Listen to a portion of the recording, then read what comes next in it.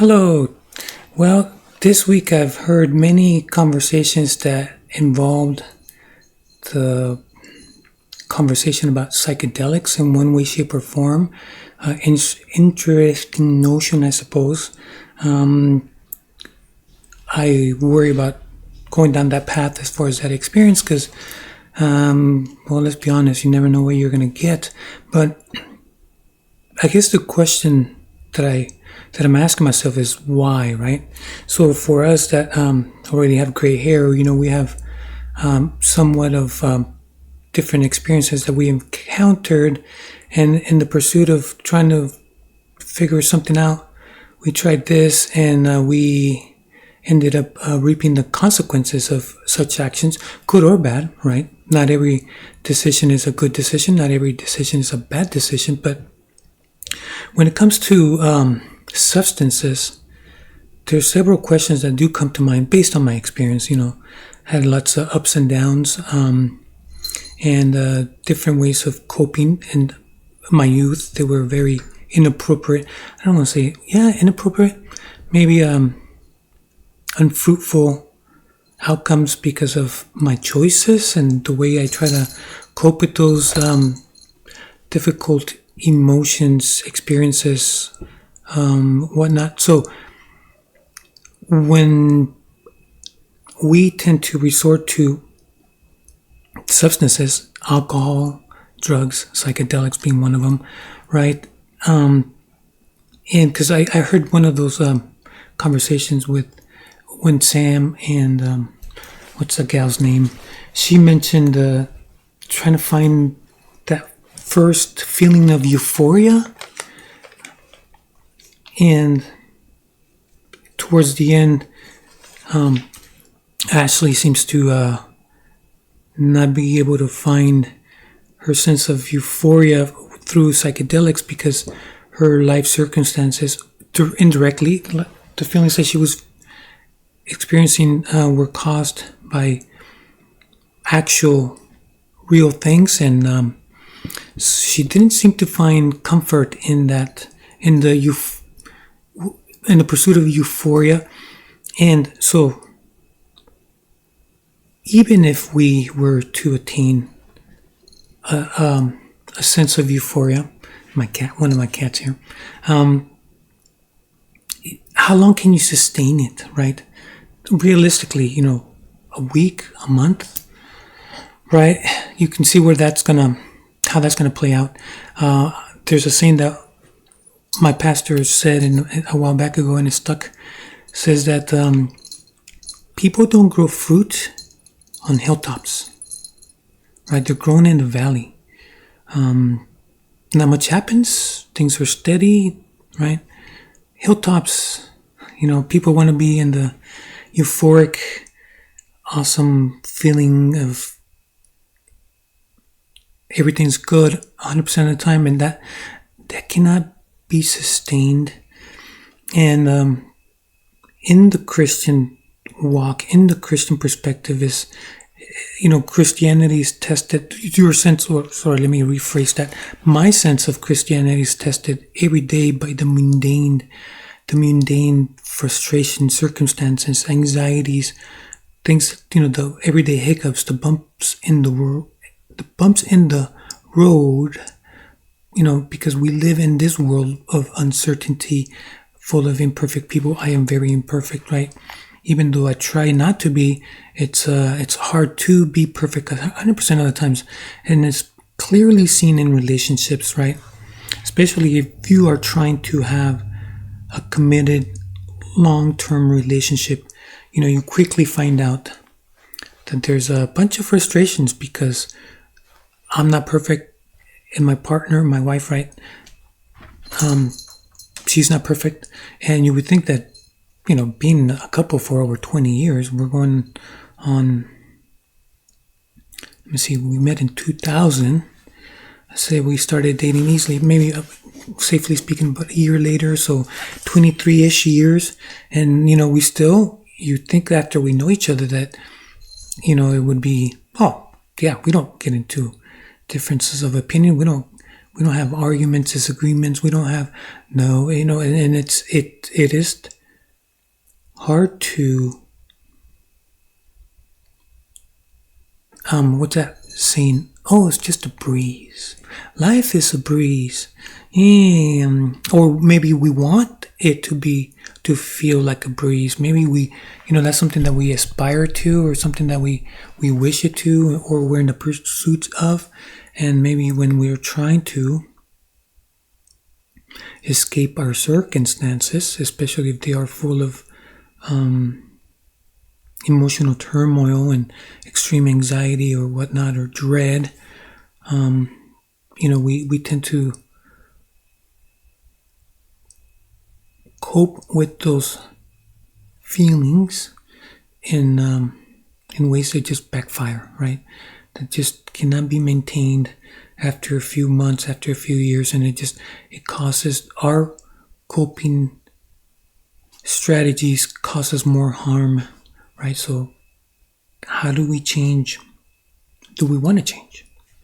And if we do want to change, what are the better options, right? Is there better methods? Is there such thing as quality of choice, right? Does the destination matter? So can you take any road? Does any path?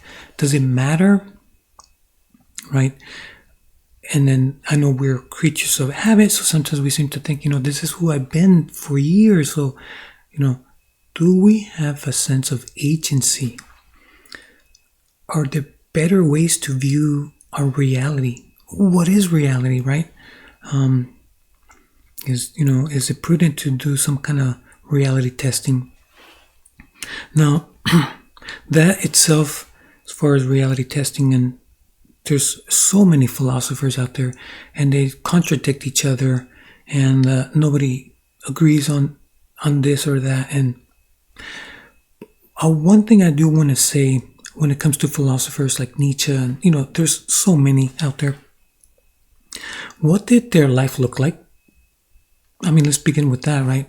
If their philosophy is true, and if you're gonna be like, I'm gonna trust him, and I'm gonna follow the way they see, I'm gonna mold my perception, right?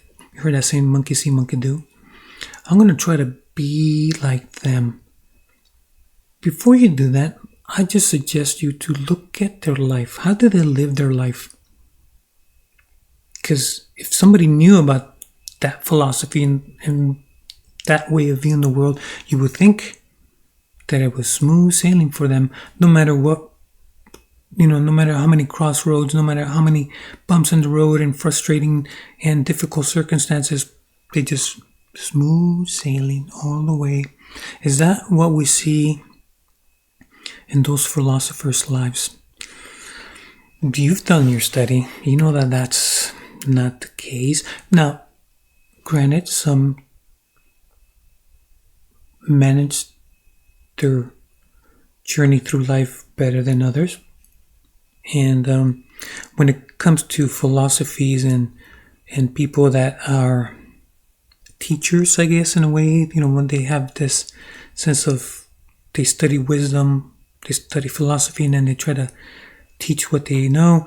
Well, from my personal bias, my opinion, Christianity, because Buddhism is a number 2 for sure, as far as philosophies, even including, yes, the philosophy of Nietzsche and all that stuff. I say, nope, not even number 2. Buddha, number 2. But yeah, Jesus, in my opinion, nothing compares to, first of all, the way he lived his life and the wisdom that he taught, the warnings, the suggestions, and how he truly had a yearning to help instead of take, right? Because, I know that they are, this is going to sound weird and tinfoil hat-ish, but I'm going to say it. There are people that do appear to be good or righteous or moral, and they are actually a con man, if I may use that word. And they do take advantage of those that are vulnerable. And So when I started studying that, I quickly noticed that anybody could be had. Just like, so I'm going to pin it here to go on a rabbit trail.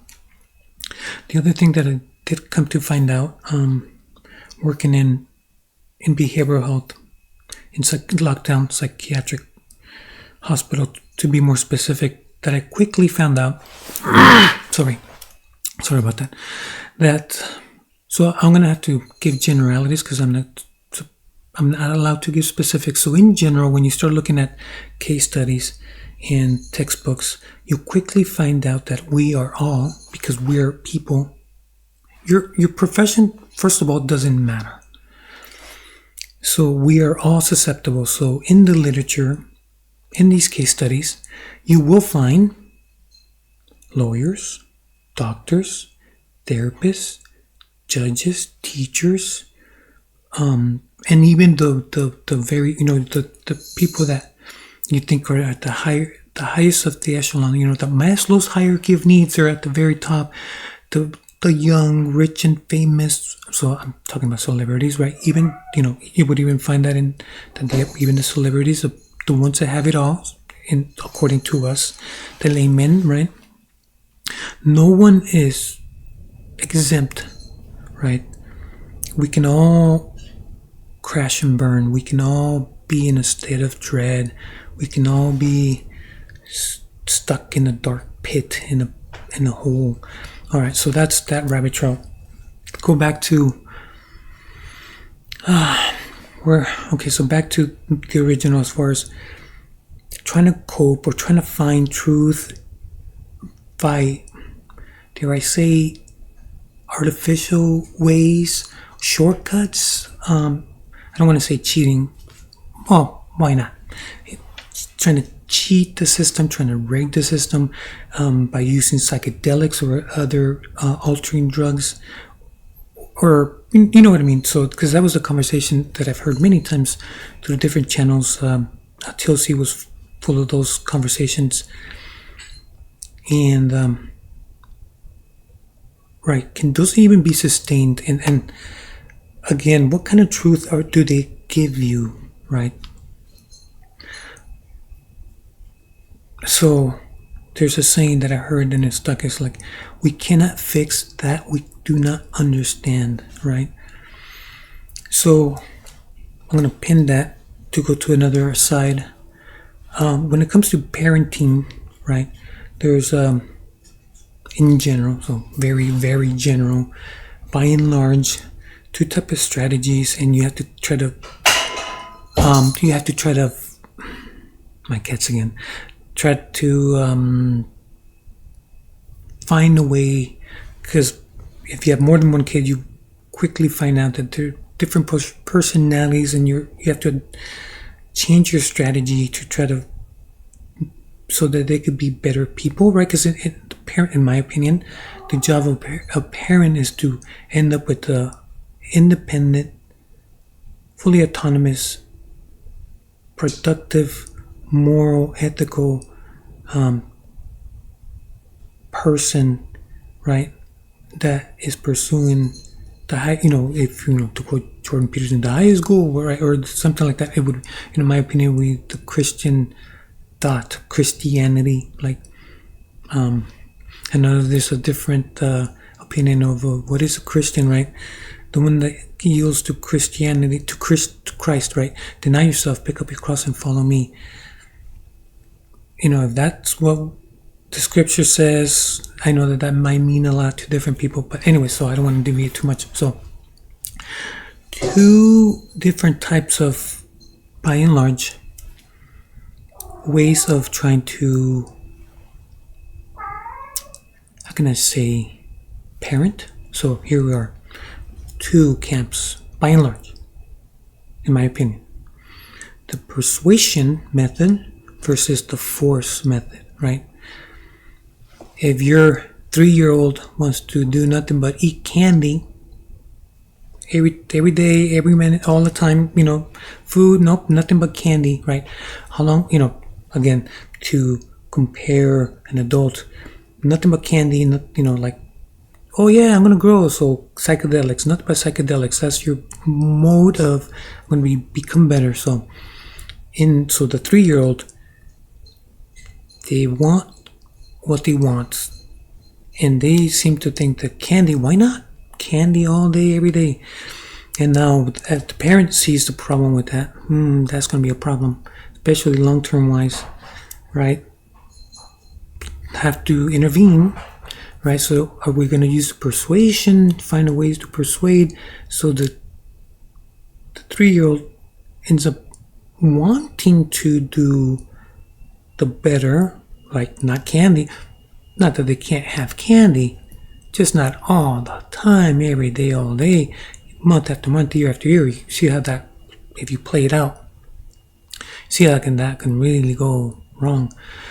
And by the means of force, where not even going to give you an option, don't care if you understand the why I, as a parent, why I don't want you to eat candy all the time and forego food, right? So it's now force versus persuasion. And I know that's just very vague and very, by and large, two modes and methods, persuasion versus force. But, so I'm going to pin it here, try to see if I can merge all the stuff that I said so it doesn't just appear to be ramblings that have no connection. So what do we want to, so when we try to cope, what's that despair, what's that sense of dread, what's that, those feelings that we don't want to feel, those, might I call it, even the mind, the soul, the thought, the spirit, whatever you want to call it, those restless thoughts where you can't shut off your mind, you're trying to sleep, you can't sleep, you go a few days, now you're extremely irritable because you can't sleep, you can't help it, and you're groggy, you can't focus, and you're just all torn up because you can't shut off your mind. And even like dare say, what about intrusive thoughts, all that stuff, just how do we deal, how do we cope, how do we modulate, if there is such a, to give it a word without rambling too much. Do we have a sense of agency? Are there better methods? Are there better choices? How many choices do we have? When we start looking, how do we look? How do we take stock? How do we calibrate to sense of reality, to see our options, all our possible options, to have a better, stronger locus of control, better sense of agency, that we are able to have choices, that we can have a better emotional regulation. So these powerful emotions that can overtake us and break us, that we can control those emotions instead of those emotions controlling us, that we can control our fears instead of having our fears control us. And I know what you're thinking. You don't know how, like, that feeling is just so overpowering. I get it. I get it. These are strong, powerful emotions. These are these feelings of dread, of despair, of no hope, of, yes, these are words that are trying to describe something that it's well, one, it's taboo, right? The whole concept of talking about our emotions, talking about our insecurities and the things that we fear, right? I mean, I'm a man. To talk and Hispanic, so I know that there's a macho mentality, and to say that I'm scared about this and I'm worried about that, and I'm to talk about my feelings, in my culture that's just something you don't do, and I consider myself Mexican American, so in the American culture is not any different. Mental health is still a taboo subject where, hey, how you doing? Everything's fine. It's always fine, right? Seldom do we reach out for help. Do we ask? And even in the Christian circles, to be honest, I don't think I see it. I don't think I see it. There's been times where I feel so down, so broken, so instead of despair that I do give in and have to seek and ask for help. And I have gone to my priest and asked for help, and I'm glad I did. I'm glad I did, because I did take their suggestions. I would have never have considered their suggestions, but I did, and what else did I have to lose, right? I have nothing else to lose. I hit rock bottom, right? So what do I have to lose? I have nothing to lose. Everything to gain, but nothing to lose. So asking for help, just trying to not get distracted, because we're in this age of information and endless information, endless everything, where we have our smartphone, everything, it's like distractions turn up to volume 10, where to reflect, to take stock is just not, it's just not easily done. Not that it can't be done. So I'm going to pin that here. Then mention Maslow's hierarchy of needs, and the idea is, and I know what you're going to say. Well, here we go again, psychology. I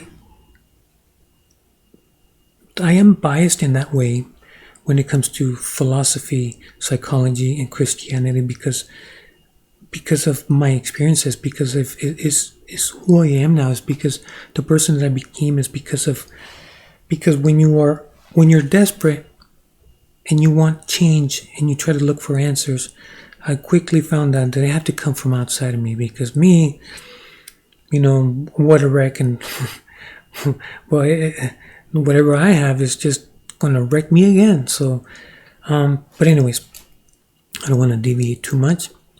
Maslow's hierarchy of needs, as far as, when you're struggling, you have all this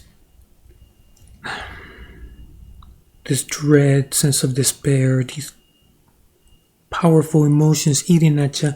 So how can you start thinking about proper parenting, proper this, proper that, proper, am I going to go back to school? Am I going to do this? Am I going to, right? Am I going to, how am I going to look for a better job? It's just hard to do when you have all these things, right? When you have, how can I say it with few words so I don't ramble on too much? It's like when you're being tormented by your conscience, by your guilt, by your circumstances, when you start thinking about the future because your present is so awful, how can you start considering, like, I'm going to go back to school and I'm going to do all these things that are going to be not easy to do, and it's going to have a lot of discomfort, right? Who wants to read textbooks, right? Who wants to study for the test, right? And then I have to pay for it, or I have to pay for tuition, right? That's a choice. Why not? Right. Right now, go out with our friends. Why not go to a concert? Why not go to a dance? Why not go? Right. Why? If you're dating, I just want to spend time with my girlfriend. Right. So making those kind of decisions. When you are being tormented, when you're rock bottom, do you really think you're gonna think properly? Do you think you're really gonna start looking for better choices in that state? Probably not. So the Maslow's hierarchy of needs, I do think that there is something to that.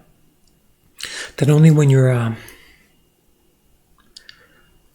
not so distracted, when you're not so tormented. What does the Bible say? In the silence, that's when you hear the voice of God.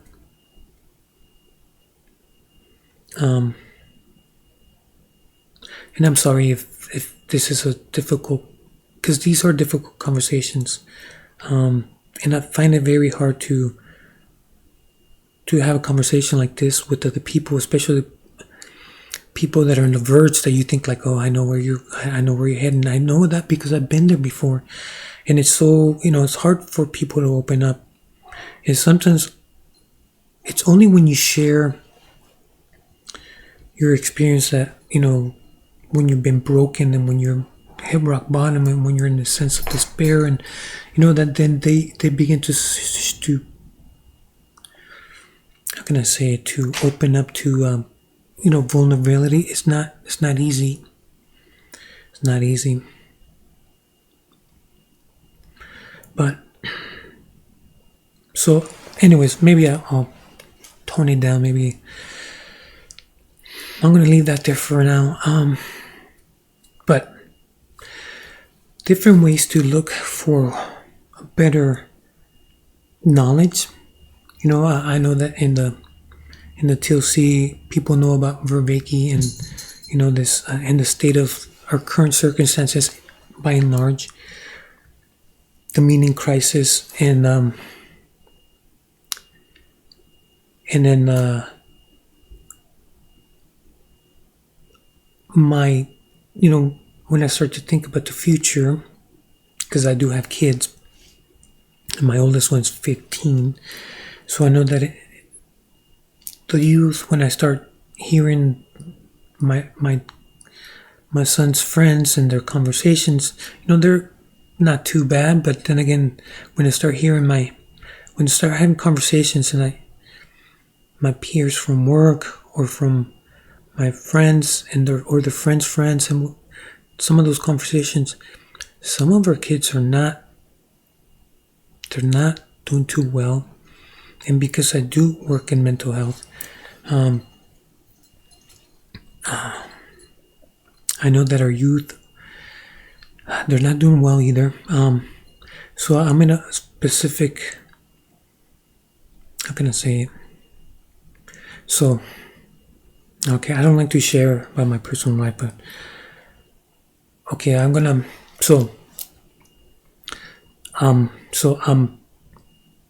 relief charge nurse where I work, psychiatric hospital, right? So we do a lot, and my for many years, like I said, I've been working in a psychiatric hospital for over 6 years, but for many years, every year, more frequently before, my boss, my immediate boss, and my boss's boss would sit down with me to try to persuade me to do more, to take on more of a charge nurse role, because I do not want it.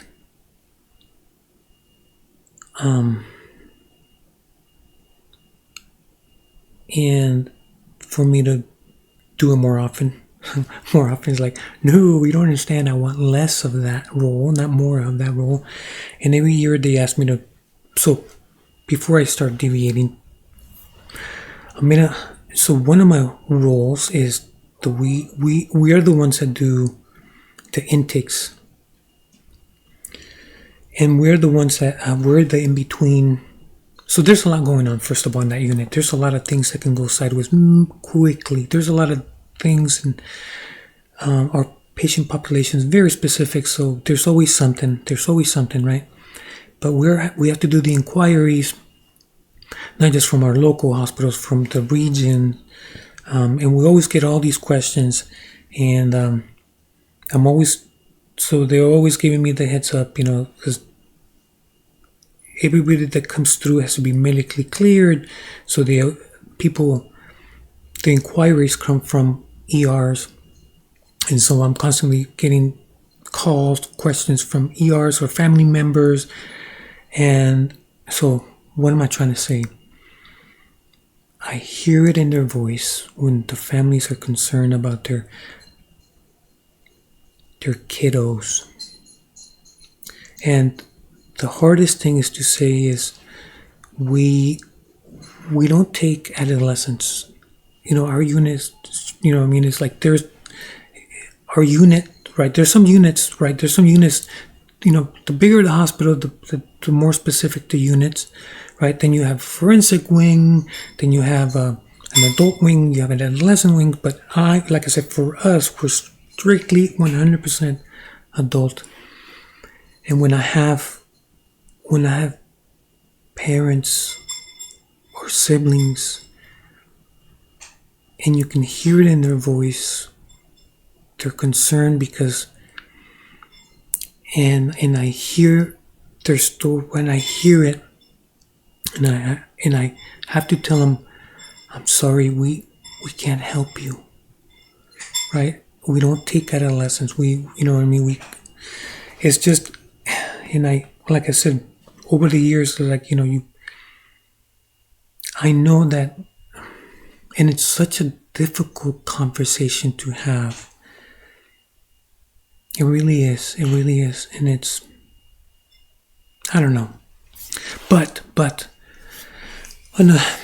I want to put that to the side because, like I said, I don't want to, it is difficult. It is, like I said, mental health is such a taboo subject, and it's so difficult to talk about, to bring that in. But we are, so we're imperfect. We have these feelings, emotions, worries. We have to deal with our conscience. We have to deal with with our former actions, so regret, guilt, and then dread about the future, the what if, and now what am I going to do now, right? All that stuff and the future. And we just had just a little bit ago, people were very concerned because they were uncertain because of the elections, how the future might look like. And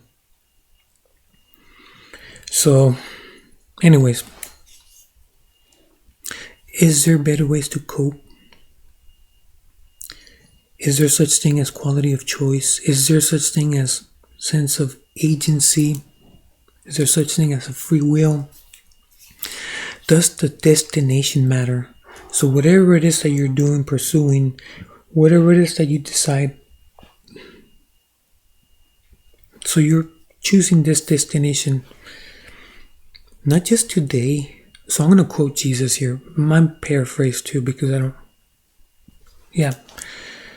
What does it mean if you gain the whole entire world and in the end, you lose your soul? So,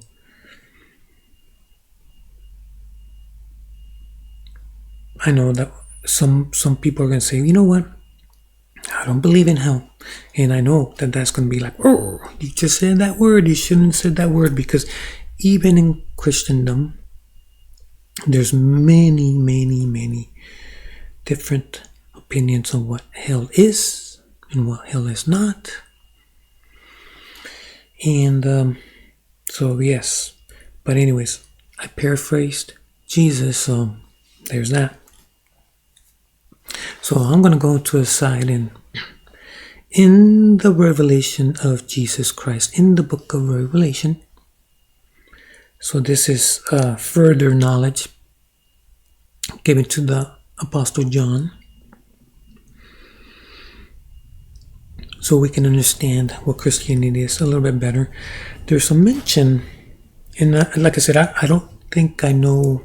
I'm still trying to figure out what that means, because the book of Revelation many years ago was one of the first books that I read from the Bible. Probably wasn't the wisest thing to do when I didn't know anything about the Bible, but that is one of the first books that I started to read.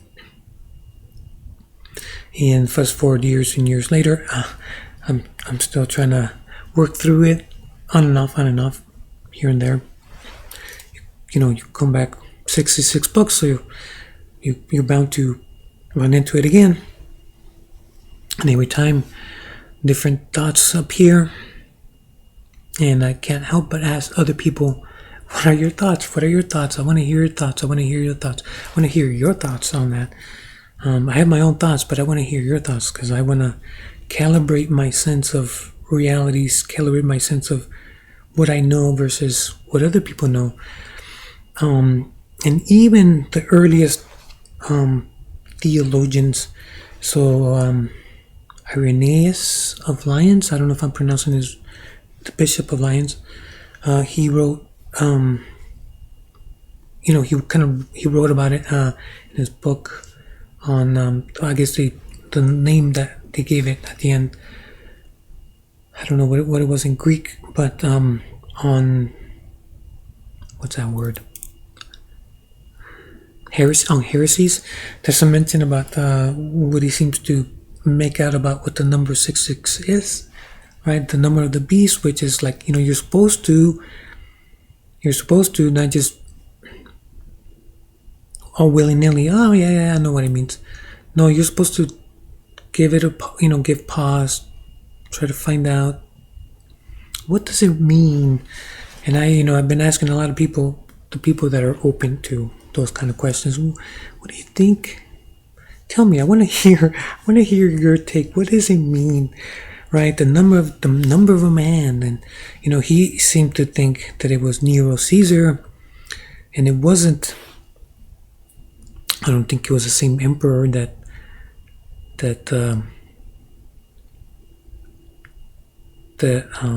destroyed the Temple of Jerusalem, or maybe it was. Was it not?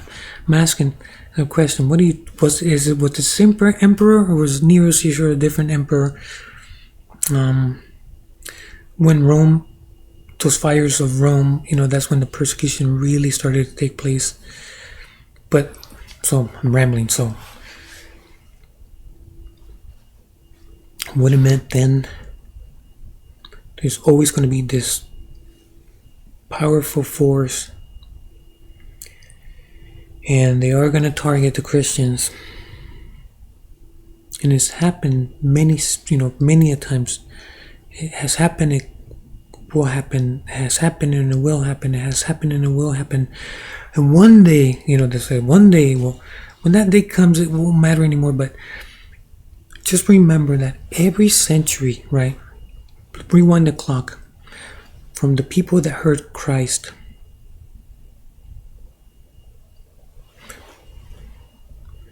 I'm going to paraphrase what the Apostle Paul says.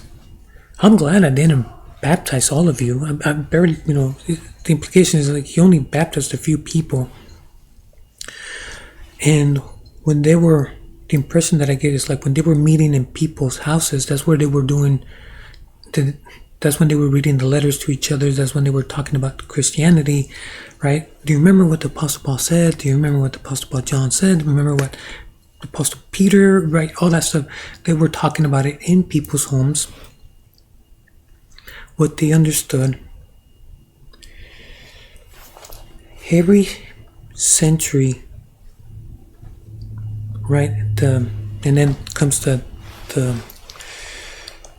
ecumenical councils, Nicene Creed, where they finally decide, all these bishops get together to finally say, okay, can we just agree? Can we all come to agreement? What are, right? Because there's this, even in the book of John, so the letters to Jude, Peter, the apostles, saints, whatever denomination you fall into, they seem to think that there's beware, because there's this false teaching, these heresies, this the most well-known Gnostics, right? And they finally, ecumenical, they all come to an agreement.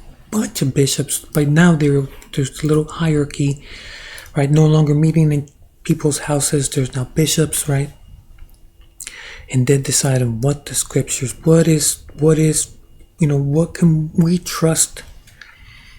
But every century, back to what I wanted to say, every century they all have to determine.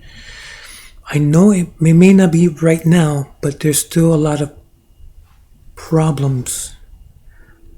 There's a lot of foe. There's always the spirit of Antichrist. In every century, in my opinion, has had the spirit of Antichrist. The antagonistic, the deceit, the Gnostics had it. Every century, there's a Gnostics and the spirit of Antichrist. And like Nero Caesar, right? That powerful entity as well. So from all angles, from whatever hierarchy you want to say, this antagonistic force, spiritual, right? We don't fight flesh and blood, but spiritual forces in the heavenly places. I'm paraphrasing. So that's the concept. Every century has had it. Why would this century be any different? So all that to say is,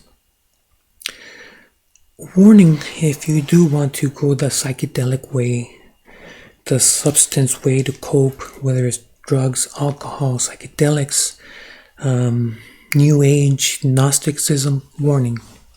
So I ramble on too much. So Alex Luna for De Sol a Sol, what do you think? Does the quality of choice, is there such a thing? Does the destination matter? All right. Until later. I gotta go.